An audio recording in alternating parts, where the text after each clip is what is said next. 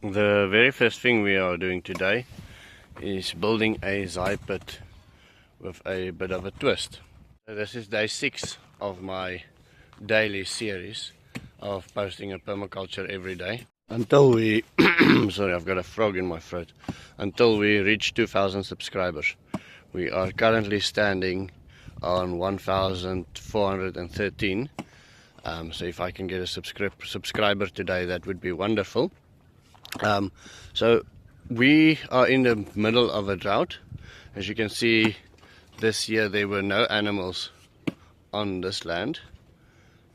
Here, this is Damien's forest, the food forest that we are trying to start, and it is basically barren.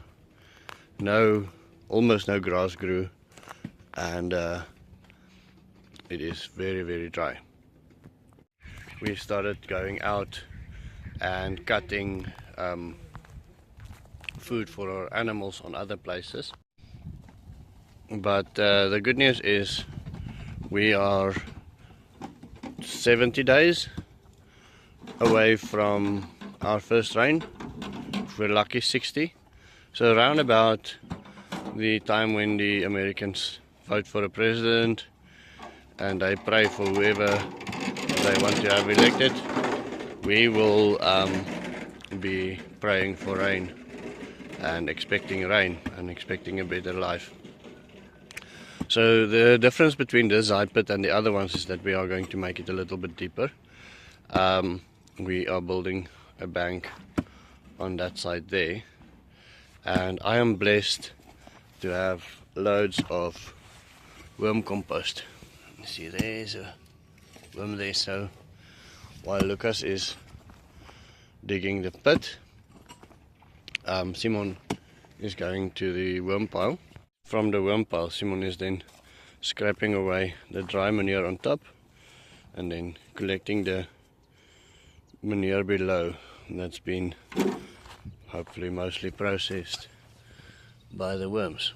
You can see here it's nice and dark. Now we have too many horses for our land. My wife teaches the local kids how to ride, that's her passion. And so you can almost see that as a negative. The positive thing is that we have to bring in food daily from somewhere else, either grass or we call it power food, like maize and things like that. And that adds, if we use it correctly, that will add loads and loads and loads of nutrition to our farm in the long run. And so this worm pile here, let me just go back a little bit. This has for a long time paid for the mortgage on the farm. Not anymore. We haven't sold so many worms. We have to sell again 300 today. But we haven't sold that many worms in the last while. But for a long time we collected enough worms from here to pay for the land. And so that is one of the benefits. The other thing that we do with the horse manure is we use it on the pigs there in the back. They like to eat it as well once this gets filled. And then the way we harvest it is we scrape the dry manure away from the top, collect the wet ones, and then we just add new manure, say to half of the pile. We take away all of it, and then we just add, and then the worms start migrating. The surviving worms, say on that side, start migrating into it again, like that. Now our climate isn't really great for worms in the way that it dries the topsoil very quickly. But in a vegetable garden, if you water daily, they actually stay alive in vegetable gardens, which is something I recently learned. We took tons of it and placed it into our vegetable garden, and then they survived. They're still there a month later. The other thing that we are trying to sort out this morning is we had our first burn in the oven yesterday, just for the hell of it, and we found a little hole there, and although it drew smoke, it didn't have enough ventilation, so we are trying to widen it to see if we cannot get a better ventilation system going here. So what we did is we poured water in there. See how deep that walla goes in there.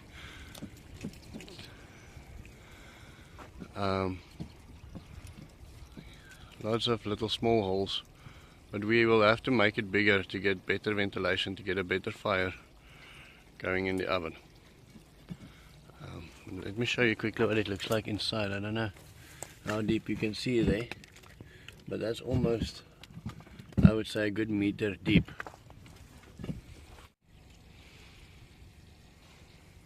Sit geweer die water, Simon?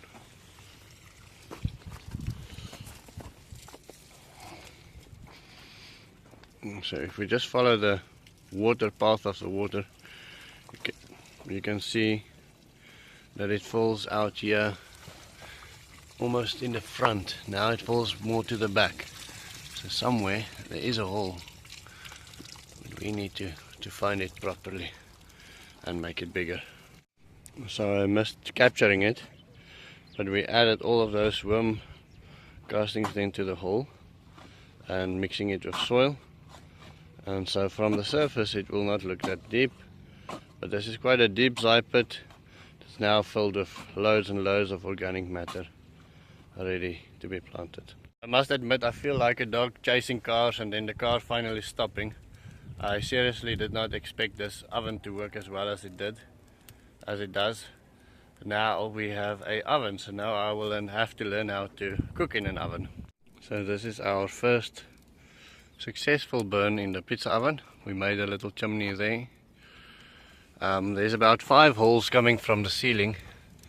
That's the ceiling over there. This is the stance of the oven. We created a smooth floor in front here, made it smooth up all day, and then we made a little table over here, and the coals are dying down, so we decided to do our first bake. Let me quickly show you the bread. It's still very, very hot inside. So this is a 4 ingredient bread, and I think if you want I can post a recipe. We use this, well, I use this for everything. We make little cakes on top of the fire, on the open fire. We give the dough to kids and they put it around sticks and they cook that on the fire. And then we also use it like this. You can also add beer and make it a beer bread, or you can add corn kernels and make it a cornbread. So all in all, very easy to make recipe, very easy to do.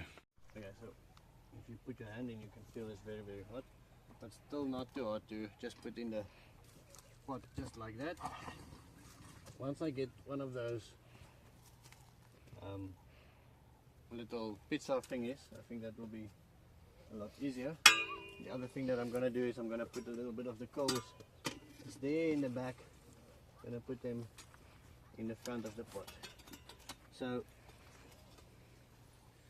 my grandmother's mother, I guess, used to know by heart how to handle this and how to bake, but this will take a little bit of time for me to still learn. So hopefully when we take out this pot it's not completely black. And then I want to tell you two stories quickly of how this specific ant hills relates to my culture. So my culture tracked like the great track in America, where they moved from the east to the west in wagons. My tribe did that as well. We moved away to get away from the English. In Cape Town, in the southern part of Africa, we moved into the north in ox wagons. And so when they would settle down for a week or two at a spot to have the animals rest, they would take an anthill like this and then turn it into an oven. And so an easy oven that they could make in a day or two, and then they can use it for a week and then they continue. Later on, when they settle down, obviously they build nice ovens with bricks and so on. But the other thing that happened as well is once when they were situated in, they would pull the wagons in a round shape. They would sleep in there, and one night the animals got out, and so there was this little girl and her brother, and everybody went to go and look for the animals. And Rageltjie de Beer and her brother went to go and look for animals. Now the other thing that you need to know about anthills is that below there's a big chamber, big enough for people to fit in, for a person to fit in. And then sometimes an ant either comes and opens it up, or the termites move away and it collapses, and so you see this hole on the side of the termite heap. So that night I went to go and look for the cattle, and then turned dark, turned cold, started snowing, they got lost, and she found an anthill like this. Now her little brother was yay high and she was about 13, and so she then ended up taking out some of the rubble from the hole, putting her brother in there. She couldn't fit in, but she took her cloak, put it around her brother, and then she slept on the hole with her brother inside. So the next day when her parents came and the rest of the track and the rest of the group came and they found her dead on the outside of the hole, protecting her little brother. So she became a folk hero in our culture, and that also became a symbol of endurance and a symbol of sacrificing yourself for your kin, for the rest of the tribe, you can almost say. And that was something, a story that brought the whole group of Boere together. Right, I'll show you now when we take out the bread. The sun is setting. We are going to take the bread out and see if it's ready. Maybe just place it here on the side, Enzo. Just watch out, there's the one hand, the fingers is going to burn you. It's a bit old. Okay, open it up for us. Let's have a look. Oh, this looks nice. Wow. I hope it's not too black on the side. So the way you test it, you push your knife in. When it comes out clean, that means it's right. Okay, I think let's go take it out. Bring the pot for us, please. Okay, so let's take it out. It's hot. Let's take it out quickly.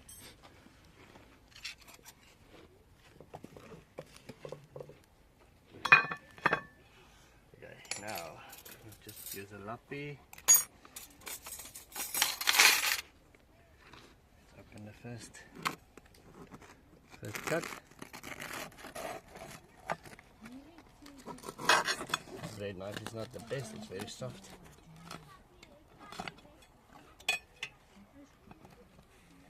Right, and there you have it. So I'm gonna put some jam and cheese, and then we're gonna enjoy it. Okay, so things are going to get rough with the eating now. So I want to show you how everybody is. It's hot, baby. So this is bread, the butter melted in, some jam and some cheese on top, and then we are having it with a traditional sausage. And that is the end of day 6. See you in tomorrow.